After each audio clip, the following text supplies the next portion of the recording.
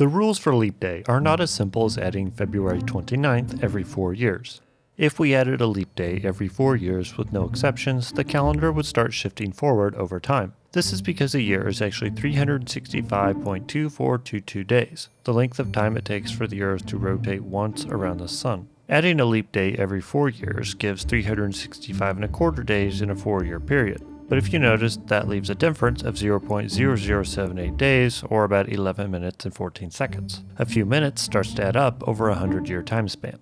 The Julian calendar, implemented in 46 BC by Julius Caesar, added an additional day every 4 years with no other adjustments. As we can see, that works pretty well, for a while. However, after about 1600 years, the dates on the calendar had moved off by about 10 days. This, of course, had to be fixed. But in that time span, Rome had fallen, the Dark Ages had ensued, and the popes were in power. Pope Gregory XIII realized a solution was needed. So mathematician Christopher Clavius and some other guy devised some additional mathematical rules to prevent leap day from shifting the calendar forward too much over time. In order to get the calendar fixed, Pope Gregory XIII tossed out the Julian calendar's rules and added the new leap day rules that Christopher Clavius came up with. To get the calendar back in alignment, he cut 10 days out of October of 1582. So if you had a birthday on those days, you were out of luck. And with that, the new Gregorian calendar began with new leap day rules.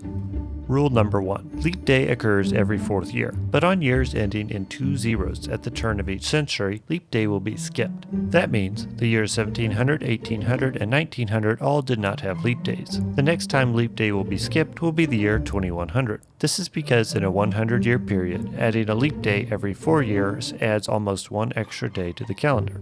In 100 years, there will have been 36,525 calendar days to about 36,524.22 astronomical days. So skipping a leap day every 100 years keeps the calendar from shifting forward every century. But it also pushes it back a little bit too much, hence rule number 2. If too many leap days are skipped, the calendar ends up behind again. So the solution was to skip a skipped leap day. If the year divides evenly by 100 and 400, then a skipped leap day will not be skipped. This only occurs once every 400 years. The last time this rule was in effect was in the year 2000. It divided evenly by 100 and 400, and the next time the rule will apply will be the year 2400. But you won't be here.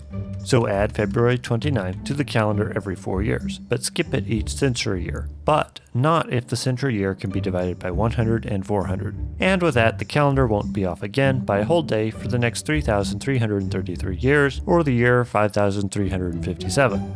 Until then, have a nice day.